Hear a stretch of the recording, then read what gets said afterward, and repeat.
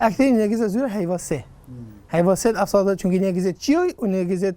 رازبستانا فكره تشدبن يعني اگر نيجز دستچین و نيجز كيفي فكره تنت بازاري ده جهني تضخم كبيره بازاري ونيجز كلك زوبت وارزان بن سعرتها وطلبي سر زيادة بيتن هر الاكل اكثر هيو يازده تدري هيو يازده سبب كذا تبع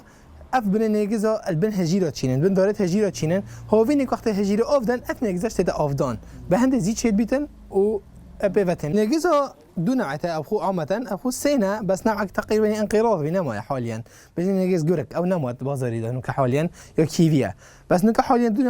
نيجزا تايبرا نيجز جوري ونيجز كتك يا كتك جلك جونا بس با بين نيه اما يا جوري جواني وبينه يا مرغوب جوريه بس نيجز جوري الهم باشترا ونيجز صفات الخوي ما هي مثلا نيجز جوري زي خرب نوتك كتك كتك زي تر خربتن جوري اكتري بشكش تتفكرن مثلا اول نكا بشكو جبرا اول شيء مش دو اسبوع المولا تخرب نوبيتن دو اسبوع المولا خدانه ده هب نبا وده بيندن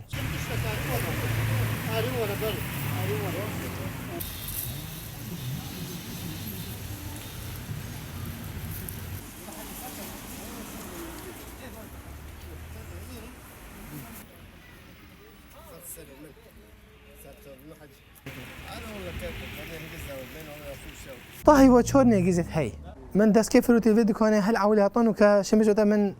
6000 فروتي هطا حال حاضر سيا دو بينجا خدي سبب رئيسي في هند برا الشمج متى اشتكى ي اصليه بينوه سبب رئيسي بينوه وجونيو واوتش تدا استعمال كرن مثلا امشي بيجتا تشاسر قبره دنيجزي بي تبتشا بو مالك دنيجزي بي سكن خوشك دهنيجزي بي دواتك بدهنيجزي بي